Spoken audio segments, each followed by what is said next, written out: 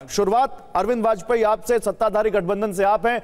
साफ यहां पर लग रहा है कि नाराज हैं आपसे शंकराचार्य, और वो आपने जो वो उनकी मांग है, वो कह रहे हैं गौ रक्षा जो यात्रा है उनकी, गौ मतदाता संकल्प यात्रा है, वो इसलिए क्योंकि जो सत्ताधारी पार्टियां हैं वो गाय को, गौ माता को बचाने के लिए कुछ नहीं कर रही हैं, और इसका नुकसान आपको हो जाएगा क्या इस चुनाव में? 243 सीट पर कह रहे हैं कि हम कैंडिडेट उतारेंगे अपने।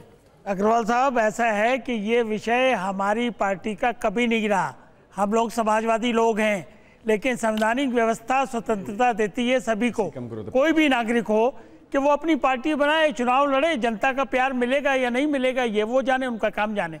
लेकिन ये भी मान्यताएं हैं कि राजनीति अलग है, धर्म अलग है, दोनों को मिक्स करके नहीं देखा जाता। ये हमारे हिंदुस्तान की परंपराएं हैं, सनातन की परंपराएं हैं।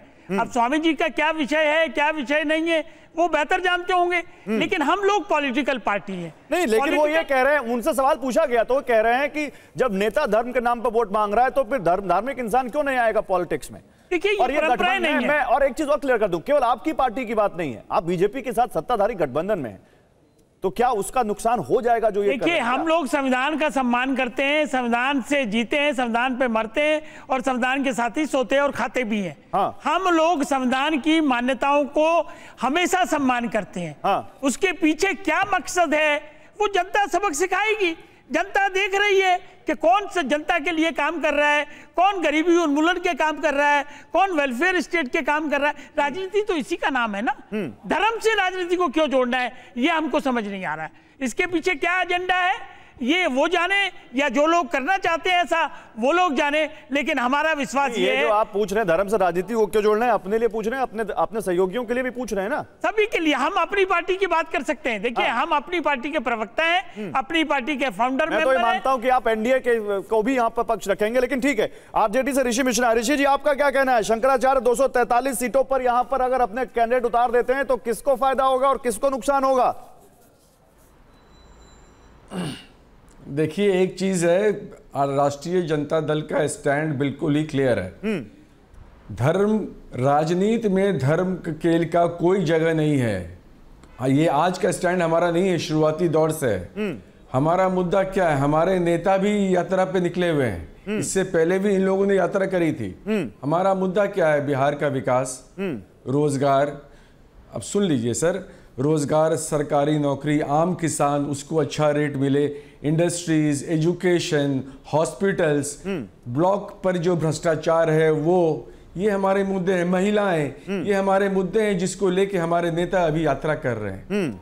कौन स्वामी जी जिसको चुनाव लड़ना है लड़े, उससे राष्ट्रीय जनता दल इंडिया अलायंस को कोई लेना देना नहीं है। अभी हमारे लोजपा के मित्र जो एनडीए की तरफ से आपके चैनल पर बैठे हुए हैं जी, वो उन्होंने भी बड़ी अच्छी बात करी कि राजनीति में धर्म की कोई आवश्यकता नहीं है। सर, मेरा आपसे आग्रह होगा यही चीज थोड़ा भारतीय जनता पार्टी को आप लोग थोड़ा समझाएं। नहीं, लेकिन फिर अच्छा, ऋषि जी भारतीय जनता पार्टी को समझाएंगे, उनके सहयोगी। एक सेकंड इसी में आप ही से, तो फिर ये जो नेता चुनाव आते आते मंदिर क्यों जाने लगते हैं, फिर नेता चुनाव आने आते आते फिर दरगाहों पर क्यों जाने लगते हैं, फिर इफ्तारी पार्टियां क्यों होती हैं? अगर राजनीति का धर्म से कोई लेना देना नहीं है तो फिर ये सब नेता क्यों करते हैं? फिर करें ना। मंदिर जाना, मंदिर सुन लीजिए, अरे सुन लीजिए गौरव भाई, मंदिर जाना पाप नहीं है, मस्जिद जाना पाप नहीं है, जा सकते हैं, लेकिन उसका इस्तेमाल वोट के खातिर नहीं होना चाहिए। जब लोग उसका इस्तेमाल वोट के खातिर करने लगे वो गलत है। हमारा ऑब्जेक्शन, हमारा उससे पहले भी जाते रहे, वो आप ही दिखाते हैं ना, आप ही लोग दिखाते हैं कितनी बार लोग गए हैं मंदिर।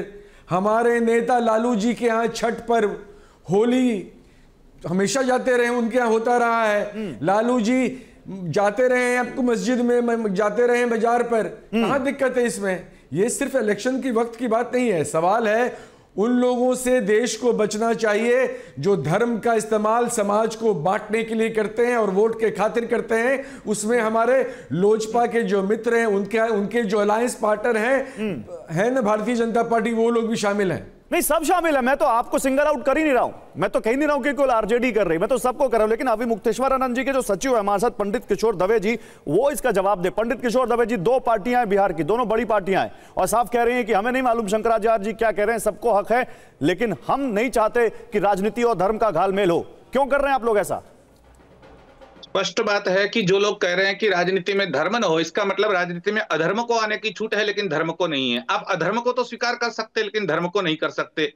अरे अगर इस देश में आजादी का आंदोलन हुआ तो गांधी जी ने यह कहा था कि पहली बात हमारी आजादी नहीं है, आजादी से भी अगर पहला मुद्दा हमारा कोई है तो गो हत्या बंदी का हमारा मुद्दा है। अगर भारत स्वतंत्र होगा तो पहली कलम से हम गो हत्या बंदी करेंगे, ये गांधी जी के शब्द थे।